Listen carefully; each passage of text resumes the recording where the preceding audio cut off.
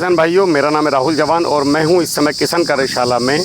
हम जा रहे हैं किसानों के पास मिलने के लिए, उनकी समस्याओं का समाधान करने के लिए एक उत्तर प्रदेश के दौरे पे। इसमें बहुत सारे ज़िले रहेंगे। फ़िलहाल मैं रायबरेली ज़िले में हूँ। मैं आपको एक चीज़ दिखाना चाह रहा था, नीचे दिखाओ।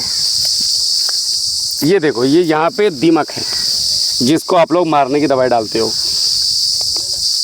दीमक का काम क्या है? देखो होता क्या है, हमने गेहूं काटा या धान काटा, कोई भी फसल आपकी काटी, उसका अवशेष खेत में पड़ा, मिट्टी में मिला दिया या ऊपर पड़ा है। अब इसकी प्रक्रिया जो प्रकृति ने बनाई है, जो नेचर, जिसको हम कुदरत बोलते हैं, भगवान बोलते हैं, ईश्वर बोलते हैं, अल्लाह बोलते हैं, वाहिगुरु बोलते हैं, जीसस बोलते हैं, कुछ भी बोल लो, उन्होंने एक प्रकृति की एक सिस्टम बनाया हुआ है।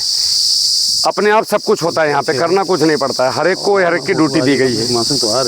ड्यूटी ये है कि जैसे अब ये बना, इसको ख़त्म करके वापस से मिट्टी में मिलाने का काम प्रकृति का है। प्रकृति का काम में जब आदमी जब उंगली लगाता है तब तक उसको नुकसान उठाना पड़ता है। हमने क्या किया, दीमक को दुश्मन समझ लिया।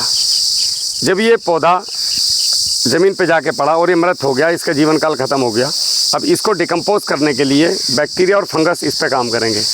बैक्टीरिया और फंगस जब इसको डिकम्पोज कर लेंगे तो फिर उसके बाद इसको खा करके मिट्टी बनाने का काम दीमक का है।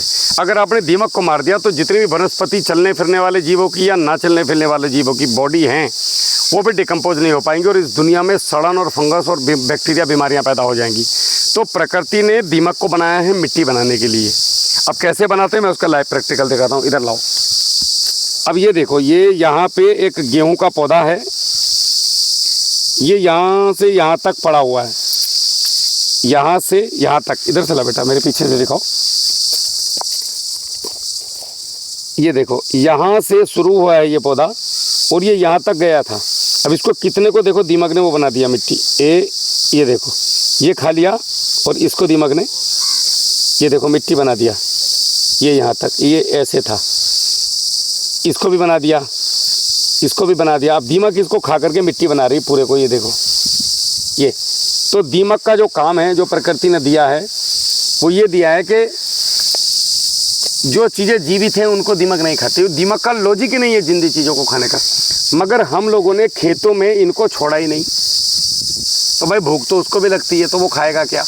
अगर मैं आपको किसी घर में बंद कर दूं और वहाँ से गैस सिलेंडर को निकाल दूं, तो आप 2 दिन 4 दिन वेट करोगे, 5वें दिन आप मुझे कच्चा आटा, कच्ची सब्जियां, कच्ची दालें खाते हुए मिलोगे। अब आदमी कहेगा साहब देखो, आदमी तो कच्ची दाल खाता है, आदमी तो कच्चा आटा खाता है। नहीं खाता, क्योंकि सिलेंडर घर में नहीं था। सिलेंडर को अगर आपके घर में है, अगर ये आपके खेत में है, बायोमास आपके खेत में है, तो मैं जिम्मेदारी के साथ कह सकता हूँ दीमक आपकी फसल को किसी प्रकार का कोई नुकसान नहीं पहुँचाता। बल्कि दीमक जब इस मिट्टी को खाती है, इस मिट्टी को जब दीमक खाने के बाद ये जो मिट्टी बनेगी, ये बहुत उपजाऊ मिट्टी होती है। आप अंदाजा भी नहीं लगा सकते इस मिट्टी का। और ये मिट्टी ज़मीन की उर्वरा शक्ति को बढ़ाती है। यही प्रकृति का नियम है। प्रकृति के साथ चलें, प्रकृति से ना आगे भागने की कोशिश करें, ना पीछे जाने की कोशिश करें, ना दूर जाने की कोशिश करें।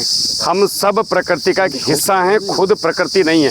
इंसान को लगता है कि मैंने दिमाग का विकास कर लिया और मेरा दिमाग बाकी जीव जंतुओं से, चिड़ियों से, पौधों से सबसे तेज है, तो मैं इस पूरी दुनिया को अपने काबू में रखूँ, मैं जहाँ चाहे जो कर सकता हूँ। नहीं कर सकते आप। इसका झटका आपको कोरोना में प्रकृति दिखा चुकी है कि आप कीड़े मकोड़े से भी गए गुजरे हैं प्रकृति के लिए। उस समय में हम लोग पिंजरे में बंद थे और जो पिंजरे में थे वो जंगल के बाहर घूम रहे थे।